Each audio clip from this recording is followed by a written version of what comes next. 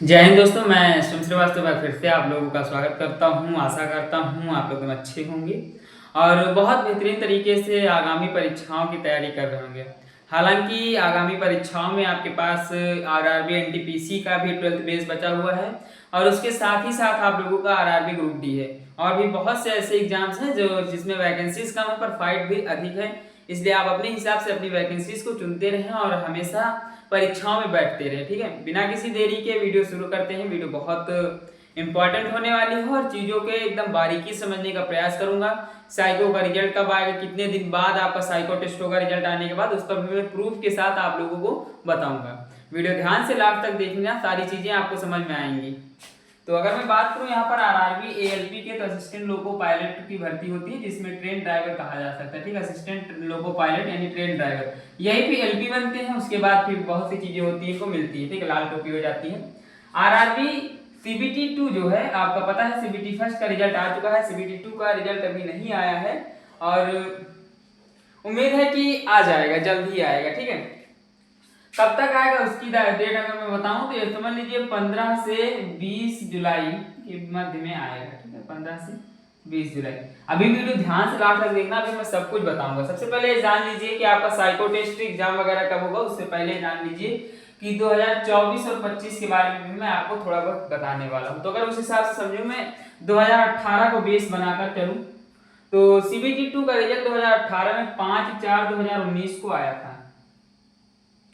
अगर इस बार मैं मानूं कि 15 जुलाई को रिजल्ट आया, ठीक है, माना कि 15 जुलाई को रिजल्ट आ गया, आप लोगों का आएगा या आ जाएगा, तो आपका साइको टेस्ट 2018 में 16/4/2020 को हो गया था। मात्र 10 दिन बाद आपका साइको टेस्ट हो गया था। तो इस हिसाब से अगर 15 जुलाई को रिजल्ट आ रहा है तो 25 जुलाई को आपका साइको होगा।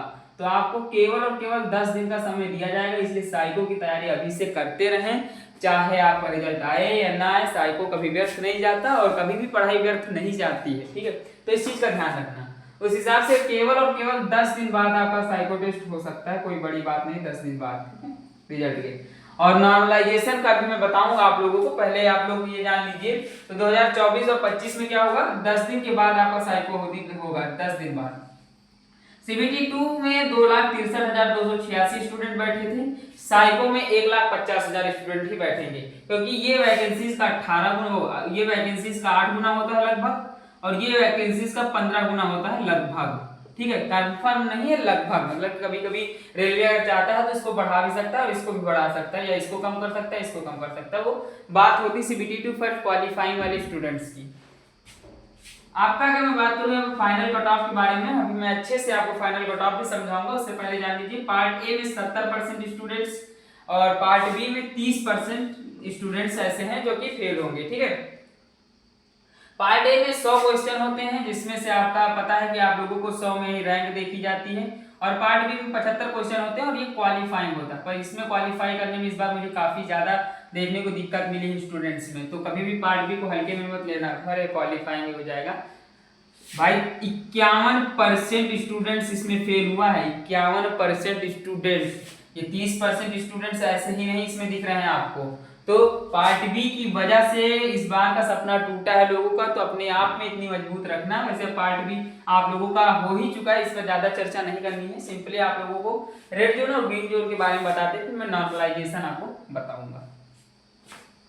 अजमेर, रांची, भोपाल, चेन्नई, चंडीगढ़, सिकंदराबाद, तिरुवनंतपुरम, प्रयागराज, ये ऐसे जोन है जो रेड जोन है। इनकी कट ऑफ कितनी जाने वाली है अभी मैं आपको बताऊंगा। इनकी कट ऑफ जाएगी up according to green zone के। ठीक है, तो लगभग इनकी कट ऑफ जा सकती है। अगर मैं जनरल के बारे में बात करूं तो आपको 60 प्लस देखने को मिलेगा, ओबीसी में 58 प्लस देखने को मिलेगा, ईडब्ल्यूएस में भी 58 प्लस देखने को मिलेगा, एससी में आप लोगों को 49 से 40, ठीक है, 52 तक आपको देखने को मिल सकता है, कोई बड़ी बात नहीं। और एसटी में आप लोगों को 44 प्लस देखने को मिलेगा।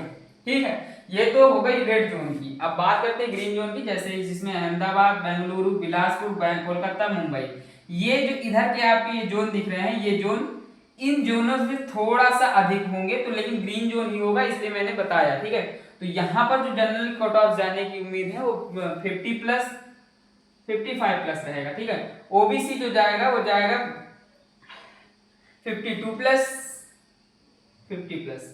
ईडब्ल्यूएस जाएगा लगभग इसी के आसपास रहेगा 50 प्लस। एससी जाएगा 48 प्लस और एसटी जाएगा 40 प्लस, हाँ 40 प्लस आएगा। लेकिन ये जो जोन है आपके इधर वाले जोन है इसमें -3 और कर दीजिएगा, मेरे हिसाब से इन जोनों की कट ऑफ इनसे थोड़ी सी कम होगी, ठीक है। तो ये चीजें हैं, तो आपको मैंने बताया है कि आपका रिजल्ट जो आ रहा है 15 जुलाई को आपका रिजल्ट सीबीटी 2 का आ रहा है, तो साइको 10 दिन बाद करा लिया जाएगा। मैंने प्रूफ के लिए 2018 का डाटा दिखाया है आप लोगों को, ठीक है। तो ये चीजें ध्यान रखना बहुत जरूरी चीजें हैं, इसलिए इसको देख लेना। 2018 का डाटा मैंने आपको प्रूफ के तौर पे दिखाया है। आप लोगों को कमेंट आ रहे थे कि ग्रीन जोन रेड जोन कौन कौन से होने वाले हैं, तो मैंने ग्रीन जोन रेड जोन आप लोगों के लिए डिफाइन किए। उसके बाद आप लोगों के कमेंट आ रहे थे कि नॉर्मलाइजेशन कैसा होगा। देखो जितने भी आपके रेड जोन हैं यहाँ का नॉर्मलाइजेशन 6 से 7 तक जाएगा, और जितने भी ग्रीन जोन है यहाँ का नॉर्मलाइजेशन 4 से 5 तक देखने को मिल सकता है, और प्लस भी हो सकता है। ऐसा नहीं कि कोई डंके की चोट पे मैं कहता हूँ इतना ही जाएगा, नहीं, प्लस भी हो सकता है। लेकिन 18 के हिसाब से देखूं तो इतना लगभग जाने के चांसेस हैं।